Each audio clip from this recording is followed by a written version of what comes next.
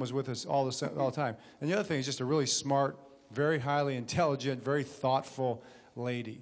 And we grew up with those kind of conversations. And, you know, we might have been talking football with Dad in the basement, but Mom was talking about other things. You know, she'd be talking about, you know, world affairs and history and things that were going on in the 70s, you know, in our world. You know, Mom was always tuned into all those kind of things, and that brought up conversations, and I think that helped, you know, make us more well-rounded people as we grew up.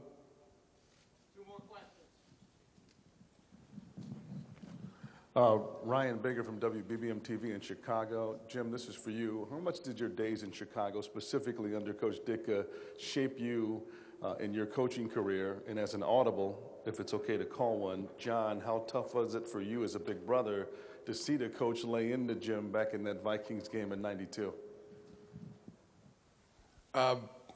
Those were formidable years for me, signature years to be in Chicago, to be drafted into the NFL, and then, you know, played for the legendary Iron Mike Ditka.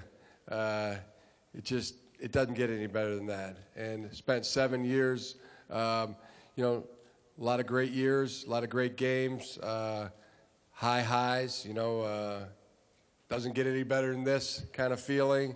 And, yeah, and some of life's big disappointments. I mean, there's a couple in there that are top 5 in my life.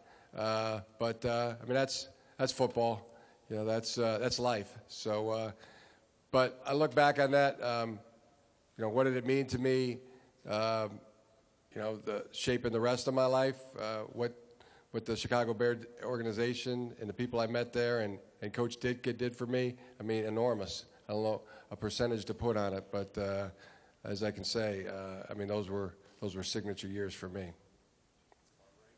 Just as far as my perspective on it, you know, when you're a brother and you're watching your brother compete at that level, I got a video. Morgan Cox showed me a video that one of his brother's buddies took of his brother while Morgan was snapping the ball for the field goal, the winning field goal against Denver in period 6 there up in Denver at Mile High, and his brother didn't know he was being videoed and was just a nervous wreck, contorting himself in every kind of direction you could imagine until that ball went through the uprights and then celebrating like crazy. And it brought back memories for me.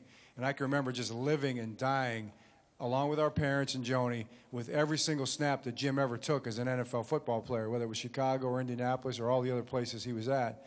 You know, that's how it is when you're family. I mean, when you watch your family member play, man, I think you're more nervous than they are by far.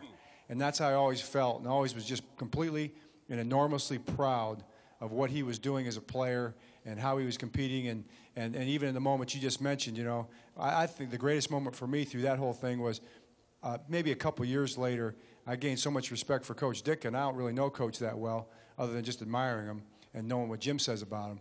But when he came out and said that was the wrong thing, when he said he didn't handle it the right way and probably ended up, you know, kind of costing his team a little bit there, man, as a coach, you learn so much, and hearing another coach talk about something like that, and then the way Jim handled that moment, just like a man, you know, the way he was just rock solid, and just came back and kept competing and was respectful of that, even in a situation that really wasn't all that fair.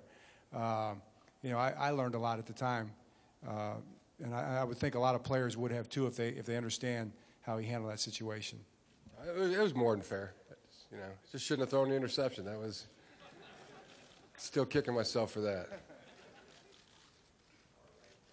Here is good morning, coaches. This is Henrique from Esporte Interativo Brazil.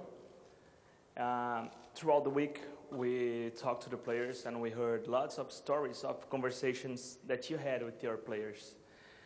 Do you think that besides your coach qualities, what brought you here was this kind of close relationship you have with your players? Could you say it one more time, please? Throughout the week, we heard lots of conversations. The players told us stories about conversations you had with them.